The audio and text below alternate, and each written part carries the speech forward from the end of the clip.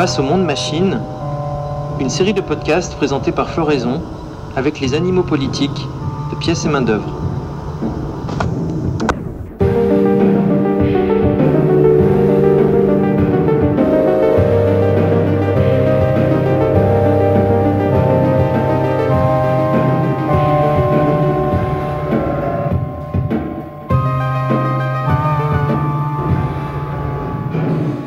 Bonjour, bienvenue sur Floraison.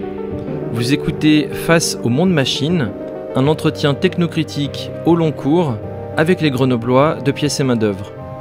C'est le 14e épisode de la série, et si vous n'avez pas écouté les épisodes précédents, franchement arrêtez tout et commencez par le début de la série.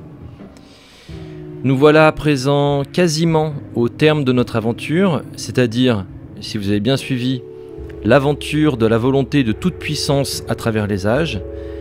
Et on arrive à l'aboutissement de tout ceci avec le projet transhumaniste. La dernière étape de notre aventure va donc se concentrer sur la fabrication artificielle industrielle des êtres humains, la PMA et l'incarcération définitive et biologique de l'homme-machine dans le monde machine. C'est un nouveau chapitre à l'intérieur de notre série, un chapitre en 4 épisodes consacrés à l'eugénisme et au transhumanisme, de l'épisode 14 à l'épisode 17. Au cours de ces 4 épisodes à venir, nous verrons comment les transhumanistes désirent prendre en main l'évolution de l'espèce humaine, l'orienter en fonction des moyens de la science, mettre un terme au hasard, remplacer le naturel par le planifié, et on commence ce chapitre avec la reproduction industrielle des humains, une critique de la loi 2021 relative à la bioéthique. Bonne écoute.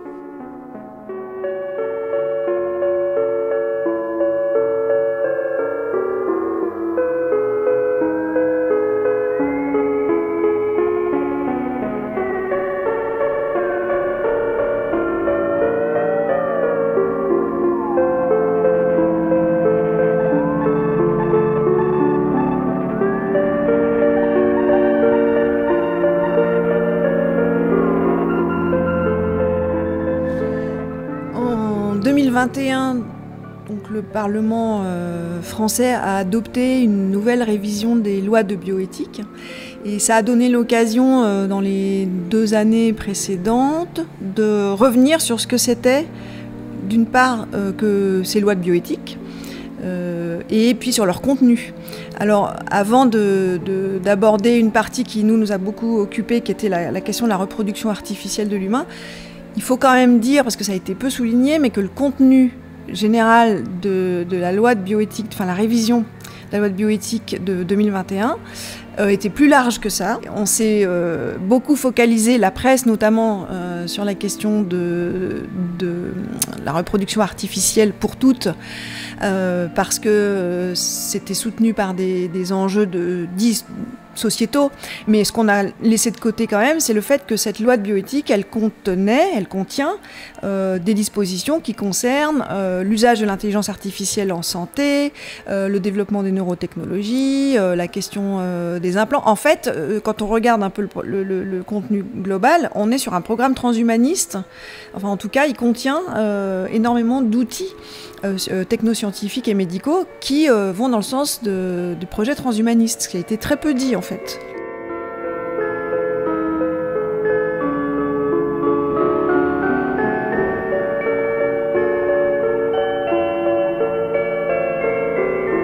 C'était la loi bioéthique de quelle année ?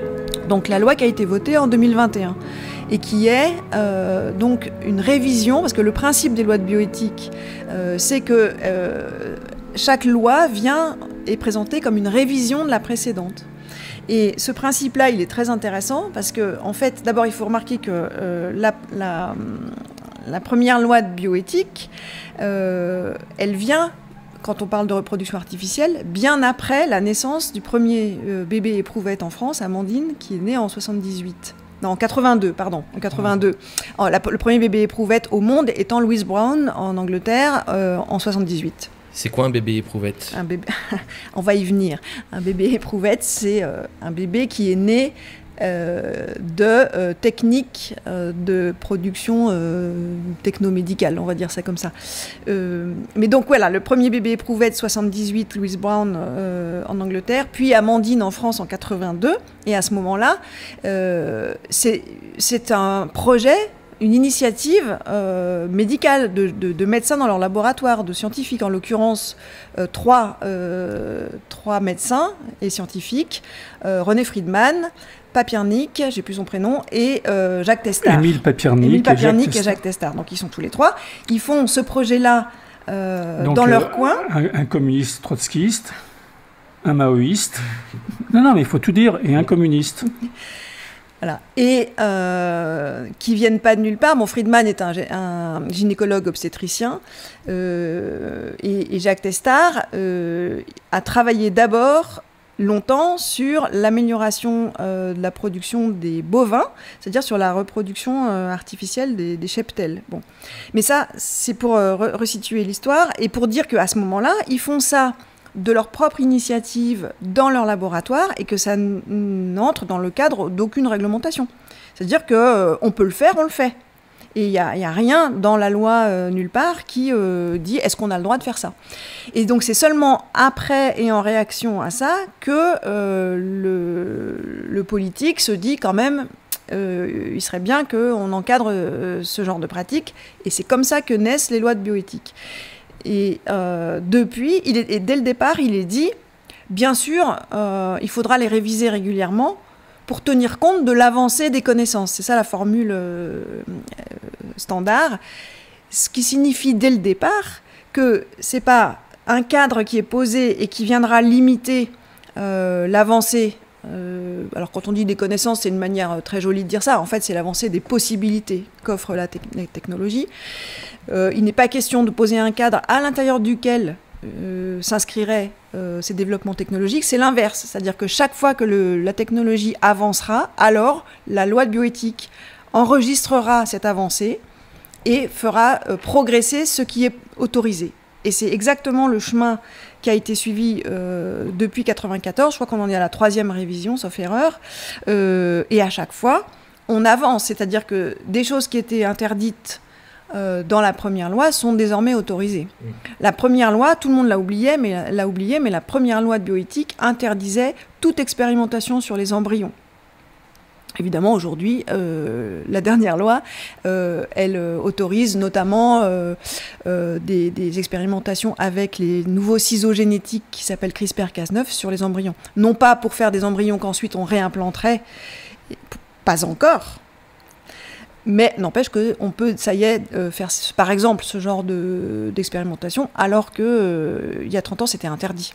Donc on voit bien qu'en fait le processus de bioéthique c'est un processus d'enregistrement des avancées technologiques par étapes.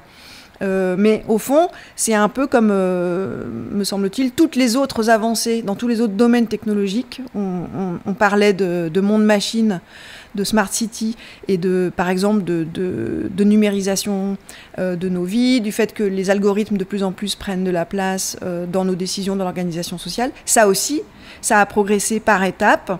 Et en fait, ce qu'on voit, c'est qu'en parallèle, ces évolutions technologiques se font en parallèle. D'un côté, il y a un progrès du monde-machine et un progrès de l'homme-machine, avec la reproduction artificielle et ce qui en découle, c'est-à-dire la possibilité d'intervenir de plus en plus et de plus en plus tôt sur les hommes à naître.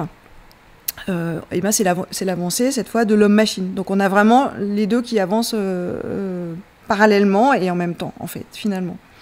Alors, la particularité, évidemment, quand on touche aux questions de bioéthique et de reproduction, c'est qu'on mêle du technologique avec de l'intime de façon plus visible que quand on parle de numérisation.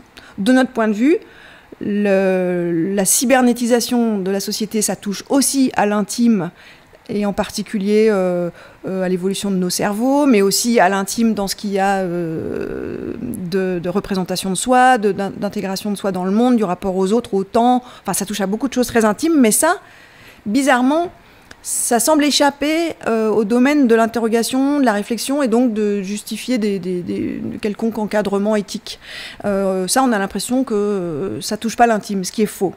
Mais, et ça suscite pas de débat. La gauche ne se dresse pas sur ses ergots pour dire qu'on est en train de porter atteinte à des droits humains, etc. Pas du tout. Ça passe presque de façon invisible. Quand on touche aux questions liées à la reproduction, là on change de réaction et de manière d'entrevoir les choses, et ça devient tout d'un coup un débat sociétal, comme on dit, c'est-à-dire en fait politique, dont tout le monde a bien vu qu'il clivait selon des critères qui, de notre point de vue, sont pas corrects politiquement. C'est-à-dire qu'en gros, très schématiquement, on disait il y a le camp du bien. C'est facile à reconnaître, c'est la gauche, c'est les progressistes, c'est ceux qui sont pour l'élargissement des droits, pour l'égalité. Bon, ça, c'est le camp du bien. Et puis, le camp du mal, c'est schématiquement les réactionnaires, les obscurantistes, ceux qui refusent l'égalité. Donc, bien sûr, s'ils refusent l'égalité, ça veut dire qu'ils considèrent qu'il y a des gens inférieurs aux autres. Et en général, c'est plutôt la droite, les catholiques, voire l'extrême droite. Voilà. Bon.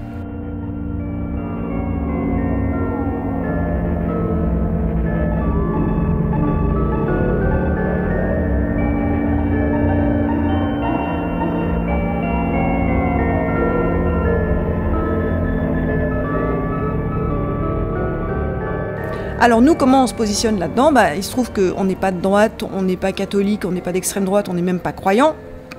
Et que pourtant, on a posé un constat et qu'on en a tiré une opposition ferme, radicale, à toute reproduction artificielle de l'humain, pour qui que ce soit. On est obligé de le rajouter parce que ça semblait pas clair et que c'était facile donc de nous classer du côté des gens de droite qui, eux, sont pour la reproduction artificielle, mais uniquement pour les hétéros, ou bien s'il y a un père, enfin avec des conditions.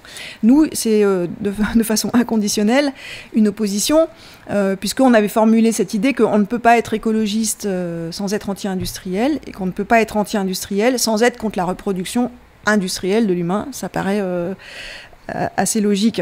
Donc on voit aussi que là encore, la fausse partition droite-gauche, elle ne sert qu'à entretenir une illusion de clivage qui n'est pas juste. Pour nous, le clivage, il est entre ceux qui veulent rester des humains d'origine animale, donc s'inscrire dans l'histoire naturelle de l'évolution d'une espèce qui est l'humain, et ceux qui sont pour les inhumains d'avenir machinal, dont les transhumanistes et dont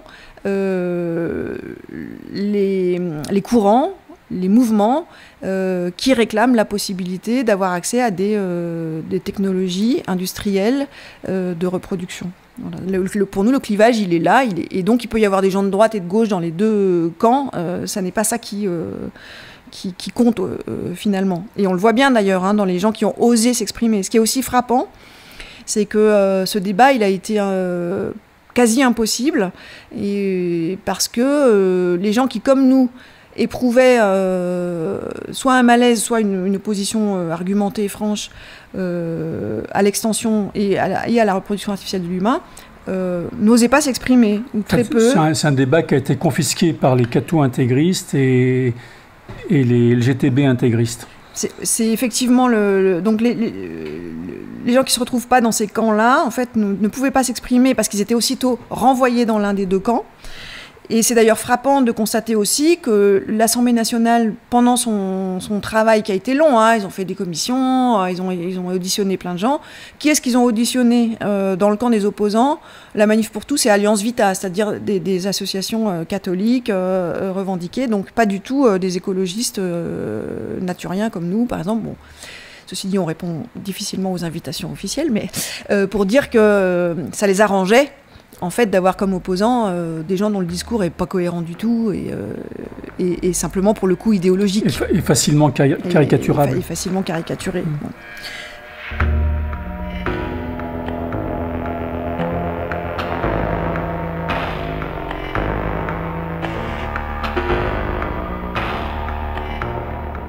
Donc, finalement, le débat, il s'est focalisé sur, sur un terrain qui, pour nous, n'était pas le bon, n'était pas juste. Parce que, en fait, le débat a été positionné sur la question des droits, donc d'une avancée politique. Bon. Ce que ça dissimulait, c'est que cette avancée politique, en fait, est une avancée technologique. Mais ça vient recouper ce que nous disons depuis longtemps, qui est que la technologie, c'est de la politique par d'autres moyens, et que même à l'heure où nous vivons, c'est la politique, en fait, c'est la technologie. Et là, c'est une illustration vraiment flagrante, c'est-à-dire que tout le monde se vante d'une grande avancée politique, d'une décision sur le champ politique et social, alors qu'en fait, pas du tout. Il s'agissait juste d'entériner des avancées technologiques. Mais c'est toujours dissimulé, ça. Donc c'est cette chose-là que nous avons essayé à nouveau de remettre en avant et d'exposer. Du coup, comment tu expliques le rôle de ces lois bioéthiques, puisque en fait elles englobent pas tous les aspects des avancées technologiques ou scientifiques, comme on a pu le voir avec la numérisation. Oui. Et quel est leur rôle? Est-ce qu'elles permettent juste de faire pansement sur une jambe de bois en laissant penser qu'il y a des personnes éclairées qui pensent justement à l'évolution sociétale de ces technologies, qui essayent de les prévenir, et est-ce que c'est un simulacre de démocratie ou de bonne gestion? Non, mais les comités, enfin les lois de bioéthique, c'est comme les comités d'éthique. Ce sont des pare-feux.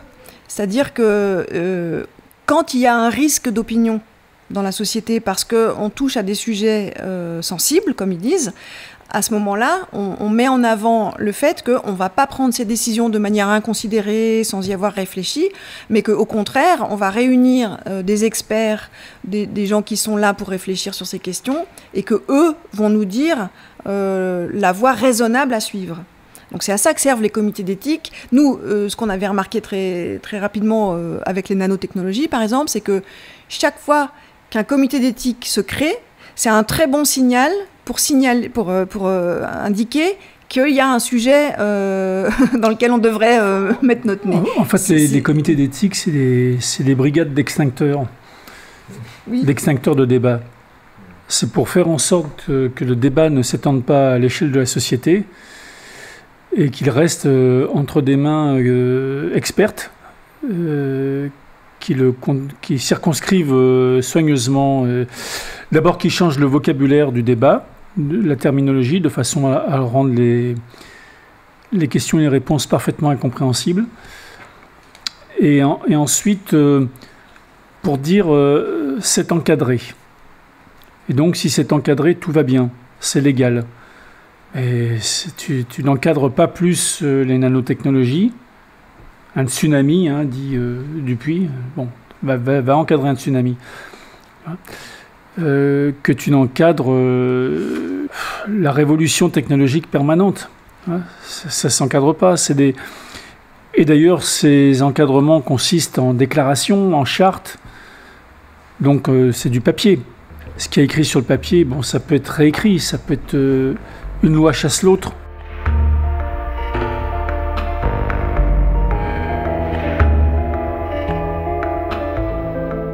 Et il y a une couche de supercherie supplémentaire qui consiste dans la création d'autorités dites indépendantes.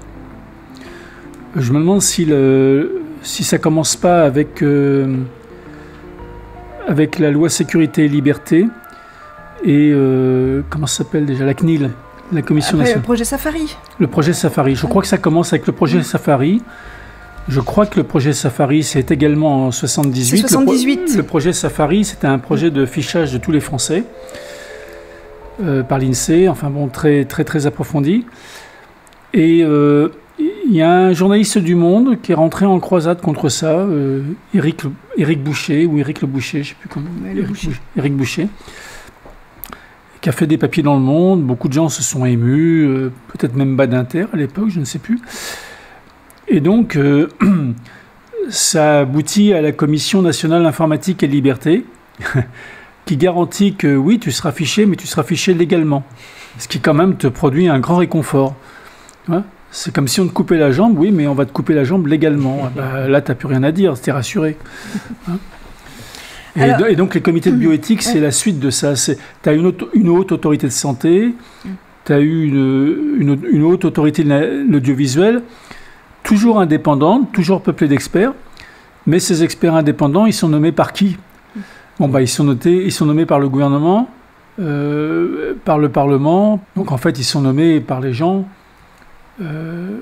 par le pouvoir.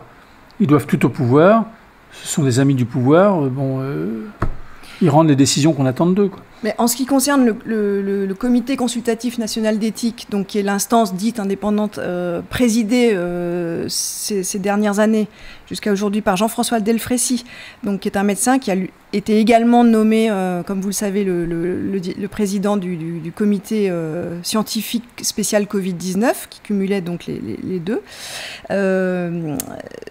Donc c'est lui qui a mis en œuvre les débats précédents le vote des lois de bioéthique. Hein. Vraiment, le gouvernement a tenu à faire savoir qu'on ne faisait pas ça à la légère et en cachette, donc il y a eu des débats, et c'est lui qui les a mis en œuvre.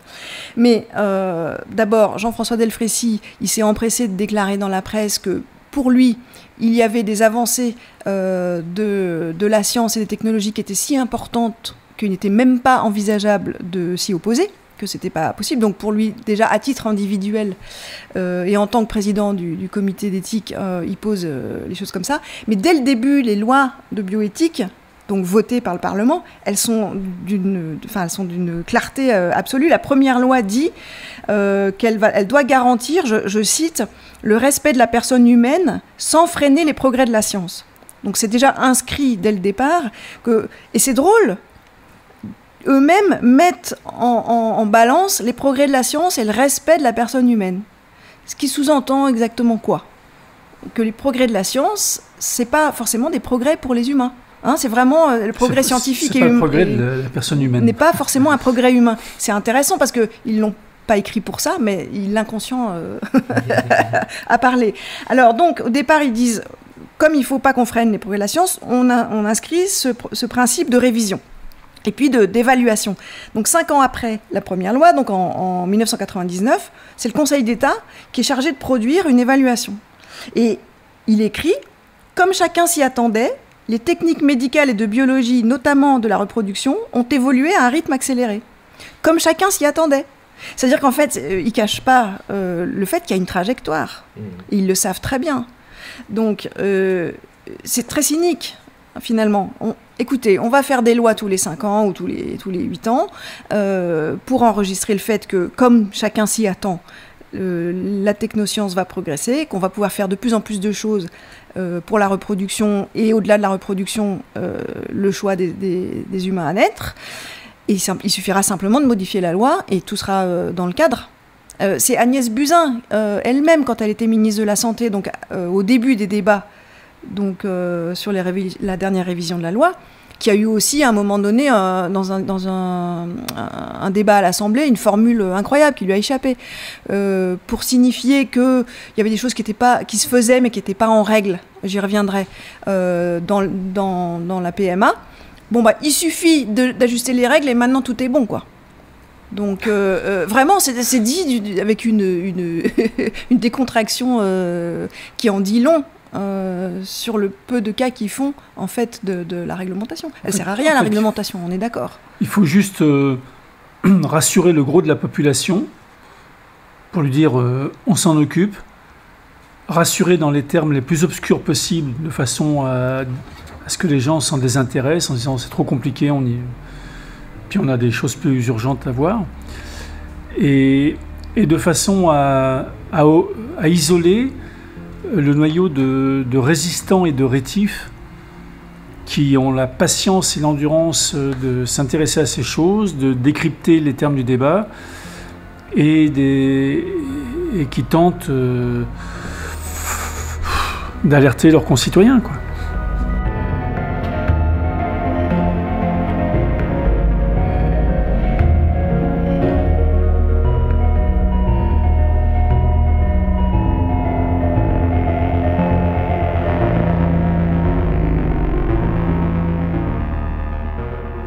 Alors Alors ces choses justement, de quoi parle-t-on concrètement?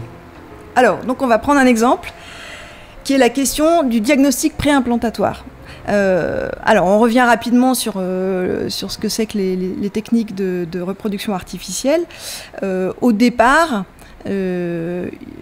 alors de toute éternité, depuis la plus haute antiquité, les humains ont pratiqué l'insémination artificielle comme ils le faisaient pour les animaux. Hein, d'accord, ça demande rien. Ça demande un peu de bidouillage et on peut faire ça dans sa chambre à coucher, dans sa salle de bain, on se débrouille et ça marche plus ou moins, mais ça marche quand même. Et insémination artificielle, ça c'est quelque chose qui rentre pas dans notre propos. Hein. Nous, ce qui nous intéresse, c'est l'intervention technomédicale. Bon. Et donc, qu'est-ce que c'est cette intervention au départ? C'est la fécondation in vitro. Et au départ, il s'agit simplement de répondre à un problème médical féminin qui est la difficulté de fécondation des ovules pour une raison ou une autre, parce qu'il y a une trompe bouchée ou parce qu'il y a un truc dans le système reproductif féminin qui marche pas très bien. Donc c'est ça le déclenchement de ces techniques-là. Et donc la FIV, ça permet en gros de faire que la fécondation, au lieu d'avoir lieu à l'intérieur du ventre de la maman, comme on disait autrefois dans les livres pour les enfants, il ne faut plus dire ça. Hein. C'est la personne oui, enfin, qui possède un utérus. Voilà, vous me corrigerez quand je parlerai mal. Bon, là, ça se passe à l'extérieur, in vitro, comme on dit, c'est-à-dire dans une boîte de pétri. Dans une boîte de pétri, exactement. Et donc, on force l'introduction du spermatozoïde dans l'ovule. Et puis ensuite, on réintroduit l'ovule fécondé et il finit sa vie normalement dans l'utérus. Bon. Et dans un cas sur je ne sais pas combien, ça ne marche pas très bien, mais ça donne un enfant. Bon. Donc c'est ça le départ. Bon. Et c'est tout. Au départ, c'est ça la technique. Hein. Et l'idée qu'on puisse effectuer un diagnostic préimplantatoire, c'est l'idée de se dire, ah mais au fait, à partir du moment où on a extrait du corps humain la matière première de la reproduction, donc les gamètes mâles et puis les gamètes femelles, et puis on récupère des gamètes mâles de la part d'un donneur. En général, c'est le conjoint de la femme qui a un problème. À partir du moment où là, on récupère ça et que ça devient une matière première à l'extérieur, alors on commence très vite à avoir envie de l'analyser, cette matière. Ce qui se passait avant, loin de nos yeux et surtout de nos microscopes, on l'a sous les yeux. Donc, et sous les microscopes, on a évidemment très vite envie de se dire on pourrait peut-être choisir, on pourrait peut-être pas implanter n'importe lequel, et ainsi de suite. Bon. Et donc, en 1990, quand on commence à parler de ces questions-là, le Comité national d'éthique émet un avis très alarmiste à propos du diagnostic préimplantatoire, parce que, dit-il, il y a un risque d'eugénisme. Donc, à cette époque-là, c'est extrêmement limité. Et le diagnostic préimplantatoire, il sera légalisé donc, dans la première loi de bioéthique en 1994, mais alors vraiment dans des usages extrêmement stricts, réglementés et très très limités. Il y en a très peu en fait. Hein. Et puis, en 2004, on va élargir le champ possible du diagnostic préimplantatoire. Et puis depuis, on ne cesse d'élargir son usage. Et alors, à quoi il sert? Il sert à détecter des affections génétiquement détectables, hein, parce que c'est évidemment les progrès de la génétique parallèle qui permettent ça.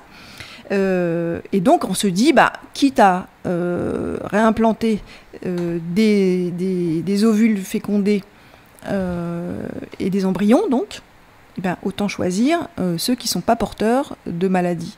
Donc, là, on ouvre un champ potentiellement illimité. Ce qui n'existait pas dans le diagnostic prénatal. Alors, le diagnostic prénatal, c'est différent.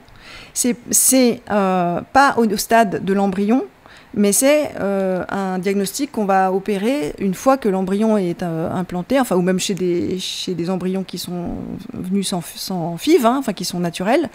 Mais du coup, c'est un diagnostic qui est opéré effectivement plus tard et qui s'est fait pour la trisomie 21. Essentiellement, c'est-à-dire que on fait un examen chez la femme enceinte, et maintenant c'est très facile, c'est des prises de sang, et on détecte si le fœtus est porteur de la trisomie 21.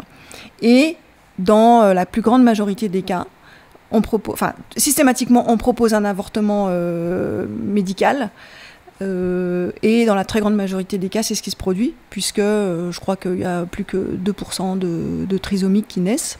Et ça, donc, on n'a pas l'impression qu'on est eugéniste quand on fait ça, parce qu'on n'a pas trié à l'origine. Simplement, on s'est aperçu en cours de route qu'on allait avoir un enfant porteur de trisomie 21, et on estime que la société n'en veut pas. Et ça, c'est censé ne pas être eugéniste. Et alors que c'est évidemment la définition même de l'eugénisme, parce que l'eugénisme, ça concerne la naissance. C'est qui naît, en fait, qui va naître. Hein. Et donc, de fait, ne naissent plus quasiment de trisomiques aujourd'hui. Comment dire, dans un silence, en fait, qui est une acceptation sociale complète, alors qu'aujourd'hui, les trisomiques, ils ont une espérance de vie de 60 ans. Quelques-uns peuvent avoir des pathologies à côté, mais pas tous du tout. Et qu'ils ont des vies, donc 60 ans, il y a un siècle, je pense que c'était une espérance de vie qui semblait intéressante à n'importe qui. Et qu'ils ont souvent des vies assez joyeuses, pour peu qu'on fasse attention à eux. C'est-à-dire qu'ils ont besoin d'attention. Ils ont besoin de plus ou moins, ça dépend lesquels, mais il y en a qui vivent en autonomie, qui se marient et tout ça, qui sont... mais ça exige une petite attention supplémentaire de la part de la société. Et la société n'est pas prête, refuse, n'est plus prête, parce qu'elle l'a fait très longtemps. Mais cette société bienveillante et inclusive. Cette société inclusive refuse d'accorder l'attention nécessaire pour permettre aux trisomiques d'avoir une vie parfaitement heureuse.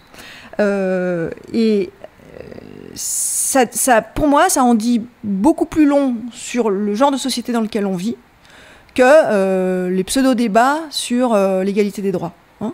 Il faut regarder, il y a les débats, puis il y a les faits. Voilà. Donc, si tu lis le livre de Pichot, là, comment ça André Pichot, sur oui. la société pure, oui, qui parle de ça. Ouais, la société pure. C'est quand même comme ça qu'a commencé le programme d'extermination nazie. Le programme T4. Le programme T4, c'est l'élimination des handicapés, mentaux. Mentaux. Des handicapés mentaux. Enfin, ceux qu'on désignait comme handicapés mentaux. Qui étaient pris à leur famille, envoyés dans des centres, on va s'occuper d'eux. Bon, et on s'en occupait si bien qu'ils mouraient. Et puis, jusqu'au moment où on a même systématisé les techniques de mise à mort. Bon. Et ça a été, c'était bien avant les camps. Hein. C'est eux qui ont servi de matériaux à la mise à mort industrielle.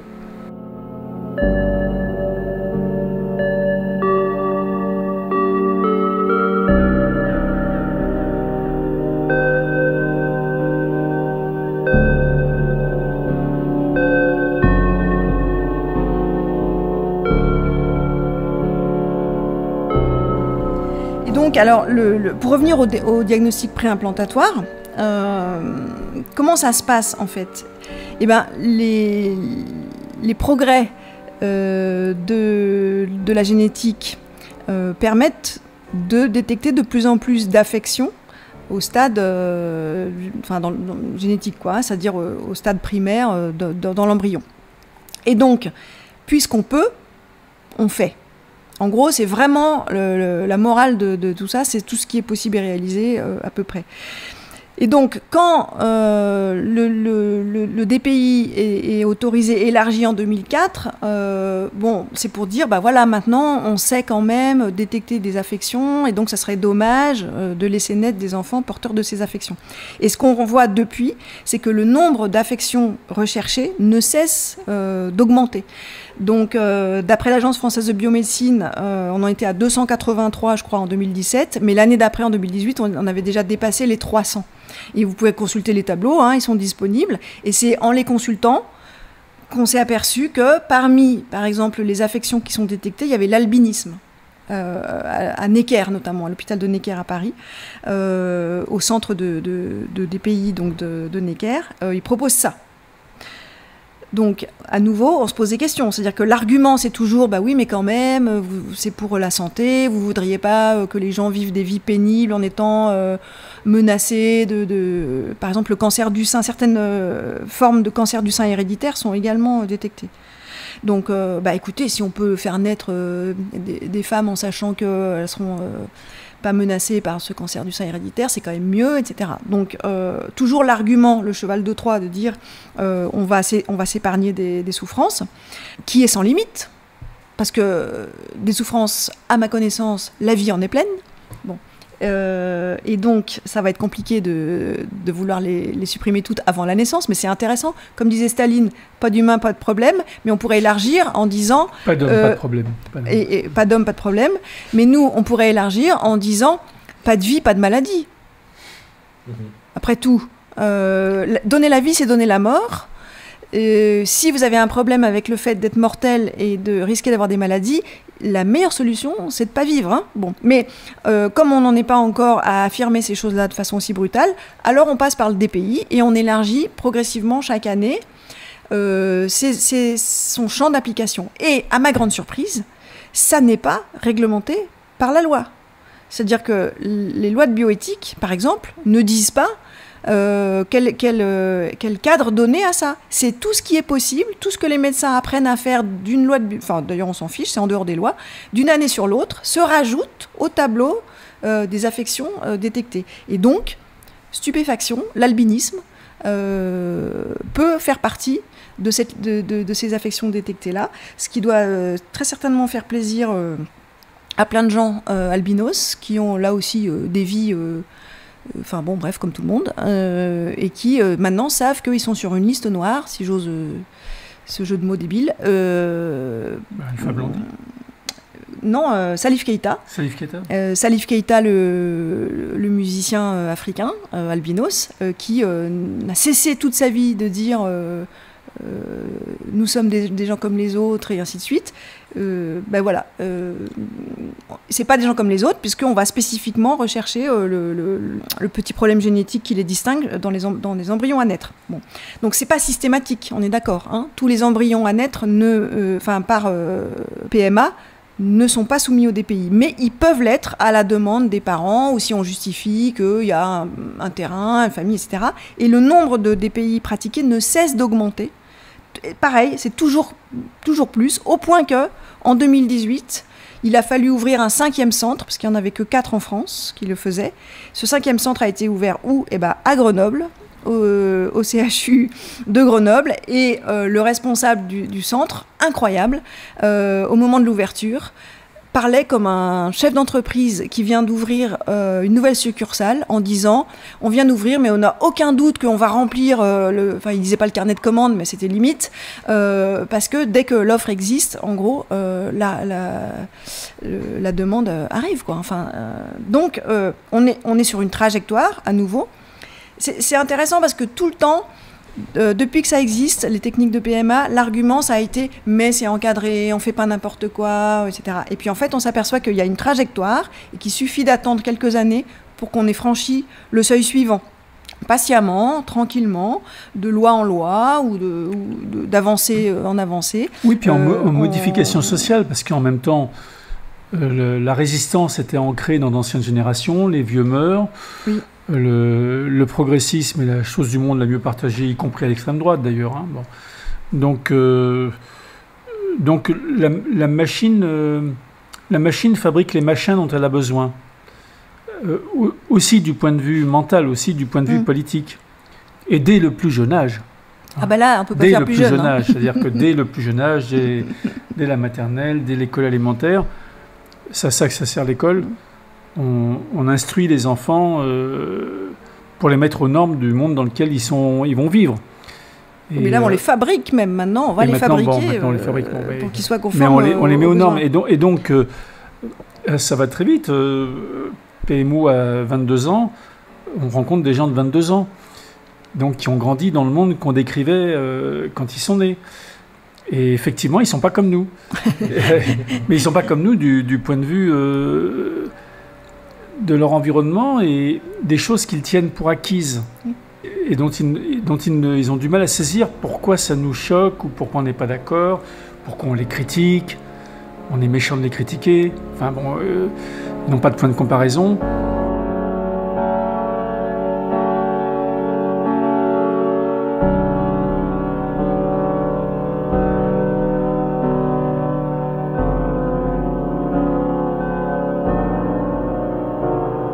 Donc, l'acquiescement social à des techniques qui autrefois auraient été jugées transgressives, au sens négatif, parce qu'il y a des bonnes transgressions puis il y a des mauvaises, elles sont acceptées de plus en plus facilement, de la même façon que de plus en plus facilement, les gens renoncent à leur vie privée, acceptent de ne pas avoir de vie privée. Ils acceptent de plus en plus facilement qu'on manipule les corps et qu'on fabrique des corps à la commande et sur commande. Et donc, tu as ce qu'on appelle des parents d'intention. En fait, c'est des commanditaires. Et les commanditaires spécifient le cahier des charges et la commande qu'ils envoient à Amazon ou je ne sais pas quoi. Mais à partir du moment où un enfant sur 32 aujourd'hui en France est né par PMA, et puis que c'est une tendance croissante, évidemment, les générations qui viennent, à partir du moment où ça va passer des seuils, verront même pas de quoi on s'offusque, puisque eux-mêmes seront produits par ces moyens-là. Et d'ailleurs, pour montrer pour finir sur le DPI, et finir sur cette évolution de l'acceptation et donc de l'élargissement de ces indications, en 2019, donc dans la dernière étape, le Comité national d'éthique, lui-même, dans un avis qu'il avait rendu avant les débats, il avait déjà rendu son avis avant les débats et tout ça, histoire de montrer que les débats n'allaient pas changer grand-chose au résultat final. Il écrit noir sur blanc qu'il recommande l'extension donc, du diagnostic préimplantatoire, même en l'absence de toute indication préalable d'un risque précisément identifié. Ça, c'est sa recommandation, avec l'idée qu'il faudrait au-delà de ça, il y a l'idée aussi qu'on teste massivement la population, comme ils disent, des tests en population, de façon plus générale. Et tu parlais du diagnostic prénatal, donc, pour distinguer les deux tout à l'heure. Dans les débats sur la modification de la loi de bioéthique de 2021, il y a des députés qui ont demandé que le diagnostic de trisomie 21 soit fait au stade préimplantatoire. Il faut savoir que dans la commission qui a travaillé sur la loi de bioéthique, j'ai fait le compte, il y avait plus d'un quart de députés, de parlementaires qui étaient soit médecins, soit généticiens, soit professionnels de santé, etc. C'est intéressant. Et Jean-Louis Touraine, qui a été le rapporteur de la loi, le député rapporteur de la loi, est un médecin. Enfin, c'est vraiment intéressant de voir le poids du corps médical. Donc ils ont demandé que le diagnostic de trisomie 21 soit opéré dès le stade préimplantatoire, à quoi la ministre Agnès Buzyn a répondu « Ah ben non, on ne peut pas faire ça, ce serait de l'eugénisme. » Oui, tout le reste, on peut le faire, mais pas ça. Mais c'est intéressant parce que donc ces gens-là, ces médecins, ces généticiens qui travaillent sur la reproduction humaine, artificielle, ne peuvent que, non seulement ils progressent techniquement, mais progressant techniquement, ils progressent politiquement. En fait, ils sont les gardiens de l'espèce. C'est eux les pères fondateurs. Enfin, pas fondateurs, mais les pères reproducteurs. Hein ? C'est eux qui font les règles, c'est eux qui font les règles pratiquement, techniquement, puis c'est eux qui les sanctuarisent dans le cadre de la loi, puis c'est eux qui les font appliquer, puis c'est eux qui les accroissent. Et donc, à chaque tour de piste, ça leur donne une importance supplémentaire et un poids supplémentaire, qui est le poids de l'expertise et de la science. Bon, je dis les pairs, ça peut être des femmes, hein, peu importe. Mais ce que je veux dire, c'est que ça accroît le rôle des scientifiques et des généticiens dans la hiérarchie sociale.